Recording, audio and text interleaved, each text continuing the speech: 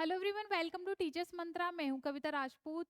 तो सबसे पहले पूछते हैं आपसे कि आपकी दिवाली कैसी रही। उम्मीद करते हैं आपका फेस्टिवल बहुत अच्छे से रहा होगा, अच्छे से मनाया होगा आप लोगों ने। अब देखिए, फेस्टिवल जा चुका है और आपका एग्जाम आने वाला है, तो शुरू करते हैं तैयारी। आज जो हम डिस्कस करेंगे अभ्यास बैच 2.0 में, आज हम डिस्कस करेंगे जो आपका सीटेट का पेपर हुआ था जुलाई में, जुलाई 2019 में, उसका कंटेंट आज हम डिस्कस करते हैं। तो सबसे पहले चलते हैं पहले क्वेश्चन की ओर। तो फर्स्ट क्वेश्चन है, 18 सही 3/4 में कितने चतुर्थांश हैं। अगर बात करें चतुर्थांश की, तो चतुर्थांश होते हैं आपका 1/4, यानी कि 1/4। अगर मैं इस 18 सही 3/4 को और सरल करके लिखना चाहूं तो कैसे लिखेंगे। तो देखिए, 18 में 4 की क्या करनी पड़ेगी, गुणा करनी पड़ेगी। 18 एकम 18, 18 दूनी 36, 18 तिया 54, 18 चौक 72, यानी 72 में, और इसको 3 को ऐड करना पड़ेगा, +3/4। तो ये बनेगा आपका 75/4। अब उसने हमसे पूछा है कि इस 70/4 में कितने चतुर्थांश हैं, यानी कि इस 75/4 में कितने चतुर्थांश हैं, यानी कितने 1/4 हैं। तो यहाँ पर 4 से 4 कैंसिल हो जाएगा, जो आपका बचेगा वो बचेगा 75। तो जो आपका राइट आंसर होगा वो होगा option number A, 75। Next question की ओर चलते हैं। देखिए, नेक्स्ट क्वेश्चन क्या कह रहा है। नेक्स्ट क्वेश्चन में हमसे पूछा है कि अंक दिए गए हैं 2, 3, 4, 6, 7 और 8। इनको निम्नलिखित रिक्त स्थानों में व्यवस्थित किया गया है और हमसे पूछा है कि योग करने पर अधिकतम संभव संख्या क्या होगी। देखिए, स्थान कितने दिए गए हैं, 3 स्थानों की बात करी गई है। अगर मैं बात करूं इसकी, तो ये है इकाई, दहाई और ये है सैकड़े का स्थान। ठीक है, और हमको इन अंकों का प्रयोग करके क्या बनाना है, योग करने पर अधिकतम संभव संख्या हमसे पूछी है। तो देखिए, इस तरीके के क्वेश्चन को करने का सबसे आसान तरीका क्या है, आप सबसे पहले सबसे बड़ी संख्या यहाँ पर कौन सी दिख रही है, सबसे बड़ी संख्या हमको दिख रही है 8। हमने 8 लिख लिया, उसके नीचे उससे छोटी संख्या यानी कि 7। अब 8 और 7 हम यूज कर चुके हैं, इन दोनों को छोड़कर सबसे बड़ी संख्या है हमारे पास 6, और उसके बाद है 4, और इनको यूज कर लिया। अब बचे 3 और 2, तो यहाँ पर 3 इससे बड़ी है और उससे छोटी है आपके पास 2। बस इनको जोड़ना है और आपका आंसर निकल आएगा। 3 और 2 5, 6 और 4 10 होते हैं, 0 आएगा, 1 जाएगा कैरी। तो 7 और 1 8, और 8 और 8 होते हैं 16, यानी कि 1605। यानी कि ऑप्शन नंबर ए जो होगा वो होगा आपका राइट। हमसे पूछा था योग करने पर अधिकतम संख्या कौन सी बनेगी, वो होगी 1605। कितना सिंपल क्वेश्चन था। देखिए, सीटेट में ऐसा नहीं कि सारे क्वेश्चन टफ आते हैं, बहुत क्वेश्चन ऐसे होते हैं जो आप आराम से पढ़ के कर सकते हैं। देखिए, ये क्वेश्चन है, देखने में इतना बड़ा है कि कितने स्टेटमेंट दिए हुए हैं, हमसे क्या क्या पूछा है, लेकिन एक ऐसा क्वेश्चन है जिसमें कोई फॉर्मूला ही नहीं लगेगा। जब हम इसको सॉल्व करेंगे, देखिए इसमें एक भी फॉर्मूला यूज नहीं होगा। बस क्या करना है आपको, बेसिक कैलकुलेशन, गुणा करना है, प्लस करना है। देखिए, पढ़ते हैं। दीपा एक डाकघर में पत्र और पार्सल डाक से भेजने के लिए जाती है। डाक की दरें इस प्रकार चित्रित की गई हैं। पहला है पत्र का भार। इसमें दिया गया है कि अगर 20 ग्राम का होगा पत्र या उससे कम होगा तो उसको 5 रुपए देने हैं, और प्रत्येक अतिरिक्त 20 ग्राम के लिए उसको 2 रुपए देने पड़ेंगे। अब आगे पढ़ते हैं। उसने पार्सल का डिटेल दिया है कि अगर पार्सल 50 ग्राम हो या उससे कम हो तो आपको 5 रुपए देने हैं, और प्रत्येक अतिरिक्त 50 ग्राम के लिए 3 रुपए आपको शुल्क देना पड़ेगा। अब हमसे उसने पूछा है कि उसने 2 पार्सल लिए हैं, एक 250 ग्राम का और एक 300 ग्राम का, 2 पत्र लिए, एक 20 ग्राम का और एक 35 ग्राम का। इन सबको भेजने के लिए उसको कितना डाक शुल्क देना होगा। क्वेश्चन बहुत बड़ा है, इसको आपको सॉल्व करने में 1 सेकंड जरूर लगेगा, 1 मिनट जरूर लगेगा, लेकिन आप इसको देखिए कितने आसानी से हम इसको सॉल्व करेंगे। हम सबसे पहले बात करते हैं 250 ग्राम पार्सल की। अगर मैं बात करूं 250 ग्राम पार्सल की, उसने बोला है, पार्सल के बारे में बात हो रही है कि 50 ग्राम या उससे कम हो तो आपको 5 रुपए देने हैं। अगर मैं इस 250 ग्राम में से 50 ग्राम अलग निकाल दूं, ठीक है, तो आपके पास अब कितने बचे? जब 250 ग्राम में से हमने 50 ग्राम अलग निकाल दिया तो हमारे पास बचा 200 ग्राम। ठीक है, इस 50 ग्राम के लिए क्वेश्चन के अकॉर्डिंग हमको देने हैं 5 रुपए। इस 50 ग्राम के लिए तो हमको 5 रुपए देने हैं। और अब देखिए 200 ग्राम, अगर मैं आपसे पूछूं कि 200 ग्राम में कितने 50 ग्राम है, या फिर कितने 50-50 ग्राम को जोड़कर आप 200 ग्राम बना सकते हैं, तो इसको सॉल्व कैसे कर सकते हैं? अगर मैं आपसे पूछा कि 200 ग्राम में कितने 50 ग्राम है, तो हम इसको ऐसे सॉल्व कर सकते हैं ना, 0 से 0 गया, 5 चौक 20, यानी कि 4 50 ग्राम को जोड़कर आप कितना बनाएंगे? 200 ग्राम। अगर आप ऐसे नहीं कर सकते तो आप आसानी से सरल बिल्कुल कर लीजिए। देखिए 50 ग्राम और 50 ग्राम एक लिया, 50 ग्राम और 50 ग्राम। ठीक है, अब आप इनको जोड़िए। देखिए 50 और 50 100, 100 में 50 जोड़ा 150, 150 में जब आप 50 जोड़ोगे तो आएगा 200, यानी कि 4 बार आपने 50 ग्राम को यूज करके कितना बनाया? 200 ग्राम। तो हम यहाँ कह सकते हैं कि 4 50 ग्राम यूज करेंगे। तो देखिए उसने बोला है प्रत्येक अतिरिक्त 50 ग्राम के लिए आपको 3 रुपए देने हैं, तो हमने 4 बार 4 50 ग्राम यूज किए, तो 3 से इसकी गुणा करेंगे तो ये आ जाएगा 12। तो यानी कि 5 रुपए ये और 12 रुपए ये, कितने बने? 12 और 5 17 रुपए। यहां तक कोई दिक्कत? कोई दिक्कत नहीं आनी चाहिए। यानी कि 250 ग्राम के लिए उसको कितने रुपए देने पड़ेंगे? 17 रुपए। अब बात करते हैं देखिए 300 ग्राम की। 300 ग्राम में से अगर हम 50 ग्राम अलग निकालते हैं तो इस 50 ग्राम के लिए तो उसको 5 रुपए देने ही हैं। अब देखिए 50 ग्राम ही क्यों निकाल रहे हैं? क्योंकि उसने क्वेश्चन में ही बोला है कि 50 ग्राम हो या उससे कम हो तो आपको 5 रुपए देने हैं। अब 300 ग्राम में से 50 ग्राम हमने अलग निकाल दिए, तो अब हमारे पास बचे 250 ग्राम। बचे कि नहीं बचे? अब फिर से वही क्वेश्चन कि 250 ग्राम में कितने 50 ग्राम हैं, या फिर कितने 50 ग्राम को जोड़ जोड़कर आप 250 ग्राम बनाओगे। अगर मैं आपसे पूछूं 250 ग्राम में कितने 50 ग्राम है, तो आप इसको ऐसे निकाल सकते हो आसानी से, 0 से 0 गया, 5 पंजे 25, यानी कि जब आप 5 बार 50-50 ग्राम को जोड़ोगे तो आपका बनेगा 250 ग्राम। तो 5 50 ग्राम है और आपको कितने रुपए एक्स्ट्रा देने हैं? 3 रुपए देने हैं। तो ये बनेंगे आपके 5 तिया 15 रुपए, यानी कि 5 रुपए और 15 रुपए कितने बने आपके टोटल? ये बनेंगे 20 रुपए। ठीक है, 300 ग्राम का पार्सल आपका 20 रुपए का है और 250 ग्राम का पार्सल आपका 17 रुपए का है। अब यहाँ पर इसको हम लिख लेते हैं, देखिए 17 और 20। अब देखिए नेक्स्ट बात कर रहे हैं पत्र की। पत्र का वजन देखते हैं। देखिए पत्र के बारे में देखा है उसने उसने बोला है कि 2 पत्र हैं, एक 20 ग्राम का है और एक 35 ग्राम का है।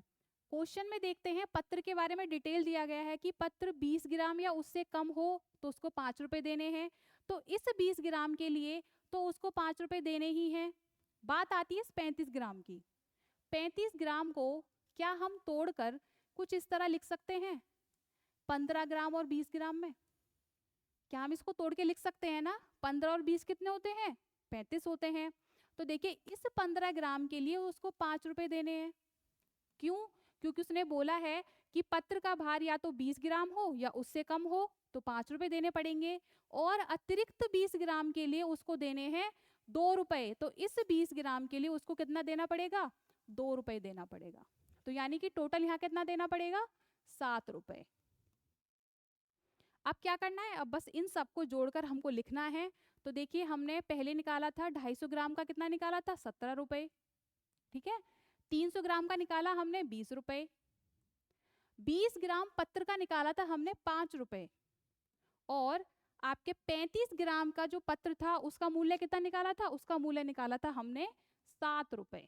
बस इन सबको जोड़ दीजिए। तो देखिए 7 और 7 14 और 5 19, यानी कि 9 लिखेंगे, एक गया कैरी, 2 और 1 3 और 1 4, यानी कि उसको कुल 49 रुपए का भुगतान करना पड़ेगा। तो इसके अकॉर्डिंग ऑप्शन नंबर सी जो होगा 49, कितने 49 रुपीज उसको देने पड़ेंगे। अब देखिए कितना बड़ा क्वेश्चन था, इसमें कोई फॉर्मूला यूज हुआ नहीं।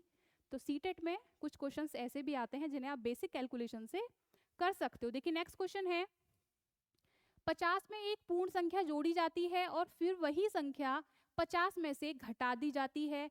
उसने पूछा है कि प्राप्त हुई दोनों संख्याओं का जोड़ क्या होगा, यानी दोनों संख्याओं को जोड़ने पर हमको क्या प्राप्त होगा।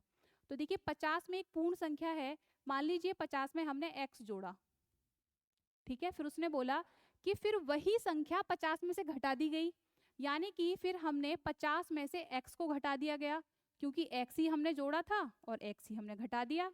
फिर उसने पूछा इन दोनों संख्याओं का जोड़, इन दोनों संख्याओं का योग हमसे पूछा है। कितना आसान है, देखिए 50 plus x plus 50 minus x। देखिए प्लस x से माइनस x कैंसिल हो जाएगा, 50 और 50 को आप जोड़ोगे तो बनेगा 100, यानी कि ऑप्शन नंबर सी जो होगा इसका राइट ऑप्शन होगा। ये क्वेश्चन मैक्सिमम टाइम आपसे रिपीट पूछा जाता है, हमेशा क्वेश्चन ये रिपीट होता है। देखिए नेक्स्ट क्वेश्चन है, नई दिल्ली चेन्नई राजधानी एक्सप्रेस गाड़ी की निम्नलिखित रेलवे समय सारणी को पढ़िए और प्रश्न का उत्तर दीजिए। यहाँ पर कुछ स्टेशन के नाम दिए गए हैं, नई दिल्ली, भोपाल, नागपुर, विजयवाड़ा, चेन्नई। यहाँ पर रेलगाड़ी के आने का समय है स्टेशन पर और यहाँ पर उसका प्रस्थान करने का समय दिया गया है। हमसे पूछा है निम्नलिखित में से कौन सा कथन सही है। देखिए पहला पढ़ते हैं, नागपुर से चेन्नई की यात्रा का समय 15 घंटे 10 मिनट है। हमने इससे पहली क्लास में जब 2018 का पेपर डिस्कस किया था तो हमने आपको बताया था कि जब भी इस रेलगाड़ी वाले क्वेश्चन में आपसे यात्रा का समय पूछा जाए तो रेलगाड़ी के पहुंचने वाले समय में से रेलगाड़ी के शुरू करने वाले समय को क्या कर देते हैं, माइनस कर देते हैं। अब बात करते हैं, नागपुर से निकली रेलगाड़ी और कहाँ पहुंची, चेन्नई। तो देखिए चेन्नई कहाँ कितने बजे पहुंची है, 20:45 पर, 20:45 पर। और निकली कितने बजे थी नागपुर से, वो निकली थी, उसने प्रस्थान किया था 5:35 पर, 5:35 पर। हमको क्या करना है, इनको माइनस कर देना है। देखिए 45 में से आप 35 आराम से घटा सकते हैं। अगर ऐसा होता कि नहीं घटा सकते तो हम क्या करते, 1 घंटा मिनट की तरफ ट्रांसफर करते, यानी कि 60 मिनट हमको ट्रांसफर करने होते। तो देखिए 5 में से 5 गया 0, 4 में से 3 गया 1, यहाँ पर 10 में से 5 गए 5 और यहाँ पर रह गया 1, यानी कि 15 घंटे 10 मिनट। तो नागपुर से चेन्नई की यात्रा का समय 15 घंटे 10 मिनट है, यानी कि हमारा ऑप्शन बिल्कुल सही है। इसका जो राइट ऑप्शन होगा वो होगा option number A. Next question क्या कहता है, देखिए निम्नलिखित संख्याओं में कौन सी संख्याएं अवरोही क्रम को निरूपित करती हैं। अगर हम बात करें अवरोही की, तो अवरोही क्या होता है, बड़े से छोटे की ओर, बड़े से छोटे की ओर। और आरोही क्या होता है, आरोही होता है छोटे से बड़े की ओर।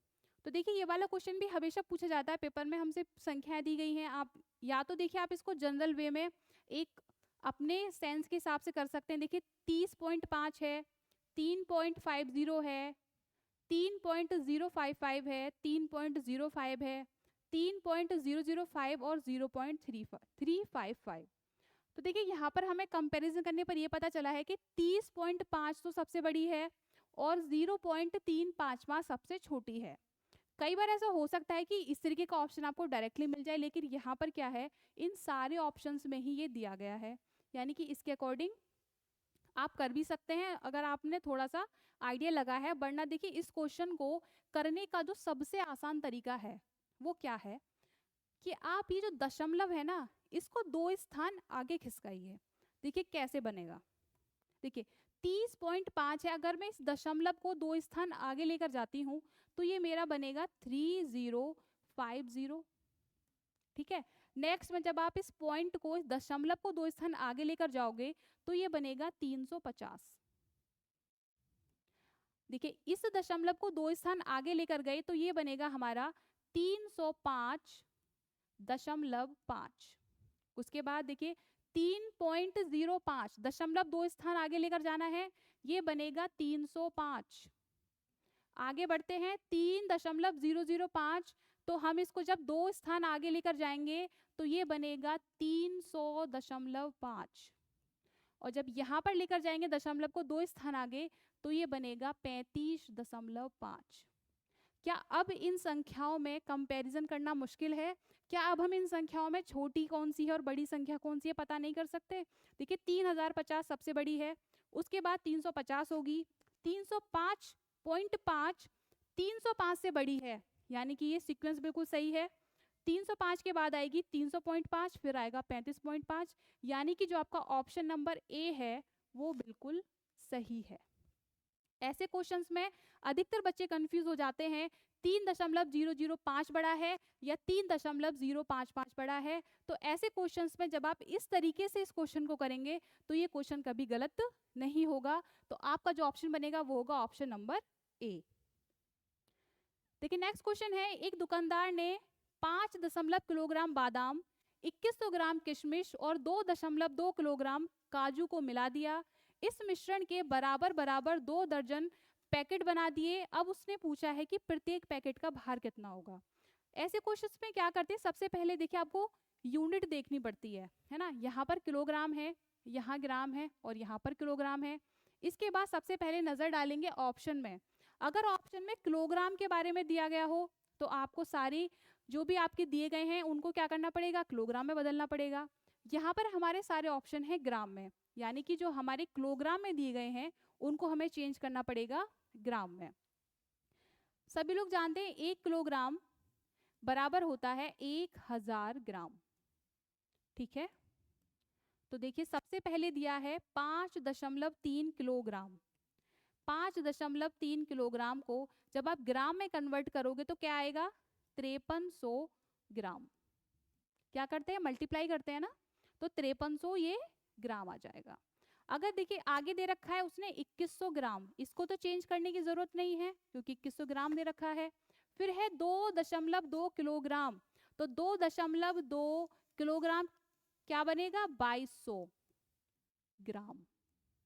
उसने क्या किया, इन सबको जोड़कर इन सबको मिलाकर एक मिश्रण बना दिया। हम इन सबको जोड़ लेंगे तो देखिए 0 0 3 और 2 5 और 1 6, 5 और 2 7 और 2 9, यानी कि 9600 जो हमें प्राप्त हुआ वो 9600 ग्राम का हमको मिश्रण प्राप्त हुआ।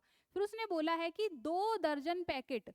अगर मैं बात करूं 1 दर्जन की, तो 1 दर्जन में कितना होता है, 1 दर्जन में होते हैं 12, और 2 दर्जन की बात होगी तो ये क्या हो जाएगा, गुणा हो जाएगी 2 से, यानी कि 12 गुणा 2 यानी कि 24, ठीक है। अब हमसे पूछा है 24 पैकेट उसने बना दिए हैं, तो 24 से हम भाग करेंगे तो क्या निकल आएगा, हमारा एक पैकेट का भार निकल आएगा। तो 24 चौके 96 यानी कि 400 ग्राम। प्रत्येक पैकेट का भार जो होगा वो होगा 400 ग्राम, यानी कि option number A. Next question पे चलते हैं। देखिए एक बीकर के 3/7 भाग में पानी है। बीकर को ऊपर तक पानी से भरने के लिए 16 लीटर पानी की आवश्यकता है। हमसे पूछा है बीकर की धारिता क्या होगी। बीकर की कैपेसिटी पूछी है। देखिए हमें क्वेश्चन में दिया गया है 3/7 भाग पानी से भरा है, ठीक है। देखिए 7, ये जो 7 भाग है ना ये टोटल है, यानी कि ये संपूर्ण है। 7 यूनिट हम कह सकते हैं उस बीकर की धारिता है। उस 7 यूनिट में से 3 यूनिट में पानी ऑलरेडी भरा है। अब उसको क्या करना है कि उस बीकर को ऊपर तक भरना है, यानी कि उसको टोटल करना है। तो 7/7 करना है ना, तभी तो पूरा भरा जाएगा वो। तो अब आप ये बताइए कि हम 3 में क्या जोड़ें ऐसा कि वो 7 बन जाए। और उसने बोला भी है कि बीकर को ऊपर तक पानी से भरने के लिए 16 लीटर पानी की आवश्यकता है। तो देखिए 3 में अगर हम 4 जोड़ें तो क्या बन जाएगा, 7 बन जाएगा। 3 और 4 कितने होते हैं, 7। ये जो हमने 4 जोड़ा है, इस 4 यूनिट की वैल्यू कितनी है, 16 लीटर पानी, यानी कि 16। तो हम 1 यूनिट की वैल्यू निकालेंगे तो इसको भाग देंगे तो क्या हो जाएगा, 4 चौक 16, 4 बार जाएगा, यानी 1 यूनिट की वैल्यू है 4। हमसे पूछी है बीकर की धारिता यानी कि टोटल। तो बीकर की धारिता टोटल कितना भाग है बीकर का, 7। तो 7 गुणे 4 यानी कि 7 चौक 28 लीटर, इसका हो जाएगा आपका आंसर, यानी कि ऑप्शन नंबर सी, ठीक है। नेक्स्ट क्वेश्चन पे चलते हैं। आशा घर के खर्च में से कुछ रकम बचाकर एक मोबाइल फ़ोन खरीदना चाहती है। प्रत्येक सप्ताह वह सोमवार को 50 रुपये, बुधवार को 100 रुपये और शुक्रवार को 80 रुपये बचाती है, लेकिन रविवार को यानी संडे को पार्टी करने चली जाती है और 60 रुपये खर्च करके आ जाती है। अब उसने बोला है कि उसका जो मोबाइल फ़ोन है उसकी कीमत है 5,950 रुपये। तो हमसे पूछा है कि उसको खरीदने के लिए कितने सप्ताह उसको बचत करनी पड़ेगी। तो देख क्वेश्चन में चलते हैं। सबसे पहले उसने सोमवार को यानी कि मंडे को उसने कितने रुपए बचाए? 50 रुपये बचाए। उसके बाद बुधवार को यानी वेंसडे को उसने बचाए हैं कितने? 100 रुपये। और शुक्रवार को यानी फ्राइडे को उसने बचाए 80 रुपये। ठीक है, तो अब बताइए उसने रविवार को इसमें से 60 रुपये खर्च कर दिए, तो आप इन सबको जोड़ लीजिए। देखिए 100, 50 और 80, 3 दिन उसने इतने इतने पैसे बचाए। तो 0, 8 और 5 13 का 3 हासिल गया, 1 और 1 2, 230 रुपये वो बचाती है। लेकिन 230 में से उसने कितने? 60 रुपये संडे को खर्च कर दिए। उसका मन हुआ पार्टी करने का, उसने पैसे खर्च कर दिए। तो देखिए यहाँ पर जब इसको घटाएंगे, यहाँ से कैरी लेंगे 13, 13 में से 6 गए तो आपके बचे 7 और ये हो गया 1। तो 170 रुपये हैं। अब उसको मोबाइल फ़ोन खरीदना है जिसकी कीमत है 5,950 रुपये, और वो बचाती कितना है प्रत्येक सप्ताह? 170 रुपये। अब हमसे पूछा है कि वो कितने सप्ते में उस मोबाइल फ़ोन को खरीद पाएगी। तो देखिए इसको सॉल्व कर लेते हैं। 0 से 0 कैंसिल हो जाएगा, 17 × 3 = 51 होते हैं, बचेंगे 8, 17 × 5 = 85। ठीक है, तो 35 सप्ते उसको लगेंगे उस मोबाइल फ़ोन को खरीदने के लिए, यानी कि ऑप्शन नंबर ए जो होगा वो होगा बिल्कुल सही। नेक्स्ट क्वेश्चन है, देखिए पूछा है मैं कौन सी संख्या हूँ? मैं 2 अंकों की सम संख्या हूँ, मैं 3, 4 और 6 का सार्वगुणज हूँ और मेरे कुल 9 गुणनखंड हैं। ठीक है, स्टेटमेंट दिए गए हैं। तो देखिए सबसे पहले नजर डालते हैं। मैं 2 अंकों की सम संख्या हूँ, नजर डालेंगे 56, 24, 36, 48 सभी 2 अंकों की सम संख्याएं हैं। मैं 3, 4 और 6 का सार्वगुणज हूँ। तो देखिए 56 जो है वो 3, 4 और 6 का सार्वगुणज नहीं है, 24 भी है, 36 भी है और 48 भी। आप आराम से गुणा करके देख सकते हैं ना। ये 3 और 4 6 के सबके सार्वगुणज हैं। मेरे कुल 9 गुणनखंड हैं। देखिए जब भी हमसे गुणनखंडों की संख्या पूछी जाए कितने गुणनखंड हैं, उनको निकालने का सबसे बेहतर तरीका क्या होता है? देखिए पहले हम क्या करेंगे, देखिए फर्स्ट ऑप्शन तो हमारा कैंसिल हो गया क्योंकि ये 3, 4 और 6 का सार्वगुणज नहीं है। 24 पर चलते हैं यानी कि ऑप्शन नंबर बी। तो देखिए इसको ब्रेक करते हैं। पहले 8 × 3 में लिख सकते हैं, 8 तिया 24। देखिए 8 को क्या हम 2 की पावर 3 लिख सकते हैं और 3 को 3 की पावर 1 लिख सकते हैं। 2 की पावर 3 कितना होता है? 2 × 2 × 2 यानी कि 2 दूनी 4 दूनी 8। तो देखिए जब भी गुणनखंडों की संख्या पूछी जाए तो ये जो घात होती है ना, इसमें क्या करते हैं? 1 जोड़ देते हैं। तो 3 में जब हम 1 जोड़ेंगे तो ये बनेगा 4, और इस 1 में जब 1 जोड़ेंगे तो बनेगा 2, यानी कि 4 दूनी 8, यानी कि 24 के जो गुणनखंड हैं वो है 8। तो ये तो ऑप्शन नहीं होगा क्योंकि गुणनखंड कितने हैं? गुणनखंड हैं 9। आगे चलते हैं ऑप्शन नंबर सी पर, 36। 36 को हम लिख सकते हैं 9 चौक 36 लिख सकते हैं। अगर हम इस 9 को 3 की पावर 2 लिखें और इस 4 को 2 की पावर 2 लिख दें, तो अब देखिए गुणनखंड की संख्या, घात में क्या करना है? 1 जोड़ना है। 2 में जब हम 1 जोड़ेंगे तो ये बनेगा 3, और इस 2 में जब 1 जोड़ेंगे तो ये भी बनेगा 3। तो 3 तिया 9, यानी कि हमें गुणनखंड मिल गए 9। हमसे पूछा भी था 9 गुणनखंड है। इसके अकॉर्डिंग हमारा ऑप्शन सी हो सकता है, लेकिन अभी हम फोर्थ ऑप्शन भी चेक करेंगे। देखिए 48 को हम लिखेंगे 16 × 3 = 48। ठीक है, अब देखिए 16 को हम लिख सकते हैं 2 की पावर 4 और 3 को लिखेंगे 3 की पावर 1। गुणनखंडों की संख्या निकालनी है, घात में क्या करना है? 1 जोड़ेंगे। 4 में जब हमने 1 जोड़ा तो ये बन गया 5, और इस 1 में जब 1 जोड़ा तो ये बन गया 2, यानी 5 दूनी 10। तो ये भी ऑप्शन नहीं होगा क्योंकि गुणनखंड कितने हैं? 9। तो इसका जो राइट ऑप्शन होगा वो होगा ऑप्शन नंबर सी, यानी कि 36। नेक्स्ट क्वेश्चन पे चलते हैं। देखिए नेक्स्ट क्वेश्चन क्या बोला है हमसे कि एक वर्ग की भुजा 10 सेंटीमीटर है, यदि वर्ग की भुजा दोगुनी कर दी जाए तो नया परिमाप कितने गुना हो जाएगा। देखिए जब भी वर्ग की बात हो उसकी भुजा को दोगुना किया जाए तो परिमाप पूछे या विकर्ण पूछे कितना होते हैं, दोगुना हो जाते हैं। लेकिन जब भी बात होगी क्षेत्रफल की, एरिया आपसे पूछ लिया जाए तो जितने गुना होता है ना उसका स्क्वायर कर देते हैं। मान लीजिए 2 गुना हुआ है उसका भुजा, तो 2 का स्क्वायर कर देंगे 4 गुना हो जाएगा। तो हमसे पूछा है परिमाप, तो ये हो जाएगा 2 गुना। आप चाहें तो इसे सॉल्व करके भी देख सकते हैं। देखिए वर्ग की बात हो रही है, उसने बोला है वर्ग की भुजा 10 सेंटीमीटर है, यानी a बराबर 10 सेंटीमीटर। हमसे पूछा है वर्ग का परिमाप। वर्ग का परिमाप जो होता है वो होता है 4a, यानी कि 4 गुणा 10, तो ये कितना हो जाएगा 40 सेंटीमीटर हो जाएगा। अब उसने बोला कि वर्ग की भुजा को 2 गुना कर दीजिए। सेकंड में उसने बोला कि जो वर्ग की भुजा है a है, इसको 2 गुना कर दीजिए, यानी 2a कर दीजिए। तो हमने क्या करा, 2 गुणा, कितनी थी वर्ग की भुजा 10 थी, तो हमने 10 का 2 गुना कर दिया, तो ये हो गई 20, 10 दूनी 20। अब हमसे पूछा है परिमाप, नया परिमाप। तो देखिए परिमाप होता है 4a, यानी कि 4 गुणा 20, जो कि हो जाएगा 20 चौक 80। तो आप देखिए यहाँ पर पहले परिमाप 40 था, अब हो गया 80, तो कितना हो गया, 2 गुना हो गया ना। 40 दूनी 80 होते हैं ना, जो कि हमने पहले बोला था 2 गुना हो जाएगा। तो आप ऐसे भी कर सकते हैं और आप इसको पूरा सॉल्व करके भी कर सकते हैं। तो जो उसका परिमाप होगा वो हो जाएगा 2 गुना, यानी कि ऑप्शन नंबर सी।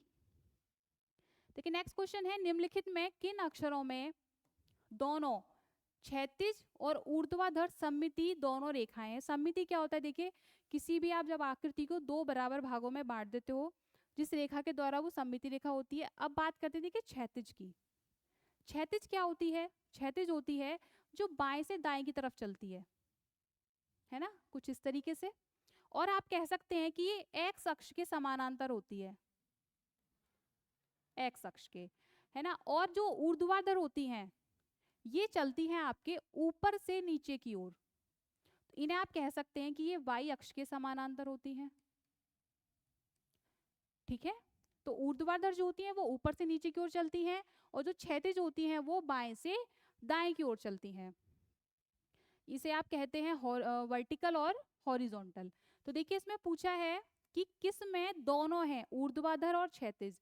देखिए अगर हम एक्स की बात करते हैं, है ना, तो एक्स को बराबर, देखिए आप ऐसे भी कट कर सकते हो बराबर भागों में, है ना, यानी क्षैतिज रूप से भी काट सकते हो और ऊर्ध्वाधर रूप से भी काट सकते हो। दोनों से काटने पर ये बराबर भागों में कट जाएगा। अगर सी की बात करते हैं, जो कि ऑप्शन नंबर है आपका बी, देखिए आप इसको ऊर्ध्वाधर बराबर भागों में नहीं काट सकते, लेकिन आप सी को क्षैतिज रूप से बराबर भागों में काट सकते हैं। अगर वाई की बात करें तो क्या आप इसको इस तरीके से बराबर भागों में काट सकते हैं, नहीं काट सकते। कैसे काट सकते हैं इसको, ऊर्ध्वाधर, यानी कि देखिए आप इस तरीके से इसको बराबर भागों में काट सकते हैं। अगर ए की बात करें, देखिए ए, क्या आप इसको इस तरीके से बराबर भागों में काट सकते हैं, नहीं। आप ए को कैसे काटेंगे, बराबर भागों में ऊर्ध्वाधर काट सकते हैं। तो इसका जो ऑप्शन होगा जिसमें क्षैतिज और ऊर्ध्वाधर दोनों सममित रेखाएं हैं वो होगा ऑप्शन नंबर ए, यानी कि एक्स। देखिए नेक्स्ट क्वेश्चन है, यदि एक संख्या दी गई है आपको और आपसे पूछा है रिक्त स्थान में क्या संख्या आएगी। देखिए ये जो संख्या है ना, बाइनरी संख्या दी गई है, आपसे पूछा है डेसिमल। बाइनरी क्या होती है, देखिए बाइनरी में आपको यही 2 अंक देखने को मिलेंगे, 0 और 1। हमसे पूछा है दशमलव में, यानी कि डेसिमल में हमसे नंबर पूछा है। तो इसको देखो सॉल्व करने का तरीका क्या है, हमें क्वेश्चन में दिया है 1 1 0 1 1, ठीक है। इसके नीचे हमें 2 लिखना है, तो देखिए सब स्टार्ट करेंगे, 2 की पावर 0, 2 की पावर 1, 2 की पावर 2, 2 की पावर 3 और 2 की पावर 4। इसमें जो 0 के नीचे होगा, जो शून्य के नीचे होगा, उसको हमें नहीं लेना है, उसको हम कैंसिल करेंगे। अब देखिए 2 की पावर 0 की वैल्यू होती है 1, 2 की पावर 1 की वैल्यू होती है 2, 2 की पावर 0, देखिए 0 के नीचे है 2 की पावर 2, इसको हम नहीं लेंगे। 2 की पावर 3 कितनी होती है 8, और 2 की पावर 4 होती है आपकी 16। आपको इन सब को बस ऐड करना है। तो देखिए कितना हो जाएगा, 16 और 8 24 और 2 26 और 1 27। तो इसका जो राइट आंसर होगा वो होगा ऑप्शन नंबर ए यानी कि 27। नेक्स्ट क्वेश्चन पे चलते हैं। देखिए कक्षा 3 में चतुर्थांश 1/4 यानी सबसे पहले क्वेश्चन में हमें देखने को मिला था कि संकल्पना को समझाने के लिए अध्यापक को कौन से उचित अनुक्रम का अनुसरण करने की आवश्यकता है। एक अध्यापक है, उसे कक्षा में बच्चों को क्या सिखाना है, चतुर्थांश 1/4 की संकल्पना समझानी है। तो उसने पूछा है वो किस अनुक्रम का अनुसरण करेगा। सबसे पहले दे रखा है कि वो चतुर्थांश के प्रतीक को श्याम पट पर लिख देगा। फिर है ठोस पदार्थ लेकर उसे चतुर्थांश में बांटेगा। फिर है सी चतुर्थांश को प्रदर्शित करने वाले चित्र दिखाएगा। तो देखिए सबसे पहले उसे क्या करना पड़ेगा, ठोस पदार्थ लेकर उसे चतुर्थांशों में बांटना पड़ेगा। तो सबसे पहले आएगा ऑप्शन नंबर बी। उसके बाद क्या करना है, चतुर्थांश को प्रदर्शित करने वाले चित्र दिखाने चाहिए यानी कि सी। और उसके बाद आएगा कि उस चतुर्थांश के प्रतीक को क्या करना है, श्याम पट पर लिखना है। तो हमारे पास बी सी ए यानी कि ऑप्शन नंबर बी जो होगा वो सही होगा। देखिए आपको बच्चों को चतुर्थांश समझाना है, आपने क्या करा, सबसे पहले ठोस पदार्थ लिए, उनको चतुर्थांश में बांट दिया। कोई भी ठोस पदार्थ लिया, 4 भागों में बांट दिया। फिर उसने क्या किया, उसके प्रदर्शित करने वाले चित्र दिखाएंगे और उसके बाद आप उसको श्याम पट पर लिखकर दिखाएंगे।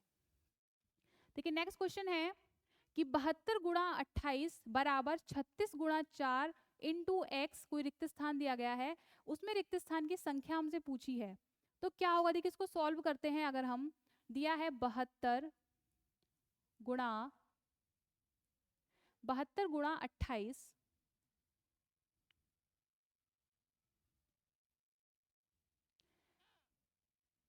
72 गुणा 28 बराबर 36 गुणा 4। 36 गुणा 4 यहाँ पर रिक्त स्थान है, मान लीजिए हमने मान लिया x है ये। तो आप देखिए इसको कैसे कर सकते हैं, सीधे सीधे के बराबर के इधर है ना, गुणे में है। तो देखिए 36 दूनी 72 और 4 सत्ते 28 है ना, 4 सत्ते 28। तो 7 दूनी 14 यानी x की जो वैल्यू बनी वो है 14। अब इस x से रिलेटेड कुछ हमसे कथन पूछे गए हैं। तो देखिए सबसे पहले पूछा है कि 7 का गुणज है। सही बात है, 14 7 का गुणज है यानी कि ऑप्शन नंबर ए हमारा सही है। नेक्स्ट स्टेटमेंट दिया गया है एक अभाज्य संख्या है। क्या एक अभाज्य संख्या है, नहीं। सी है 10 से कम है। क्या ये 10 से कम है, नहीं, ये तो 10 से ज्यादा है। डी है एक सम संख्या है, बिल्कुल सही बात है। 14 क्या है, एक सम संख्या है। फिर है आपसे पूछा है कि 56 का गुणनखंड है। क्या ये 56 का गुणनखंड है, बिल्कुल है। तो इसके अकॉर्डिंग कौन सा ऑप्शन सही होगा, ए डी ई यानी कि ऑप्शन नंबर सी जो होगा हमारा राइट ऑप्शन होगा। ठीक है, इसको आप आराम से सॉल्व करेंगे। देखिए 7 का गुणज भी है, एक अभाज्य संख्या है जो कि नहीं है, 10 से कम है, नहीं है, सम संख्या भी है और क्या है, 56 का एक गुणनखंड भी है। तो आज की क्लास में इतने ही क्वेश्चंस हमने जो पेपर डिस्कस किया, सीटेट 2019 का पेपर था। आगे की क्लासेस में हम कुछ आप लोगों के लिए कुछ टॉपिक्स लेकर आएंगे, है ना, और भी जितने भी प्रीवियस ईयर क्वेश्चंस हैं उनको 1 बाय 1 डिस्कस करते रहेंगे। तब तक टीचर्स मंत्र ऑफिशियल यूट्यूब चैनल को सब्सक्राइब कीजिए, लाइक करिए और कमेंट्स करिए। Thank you.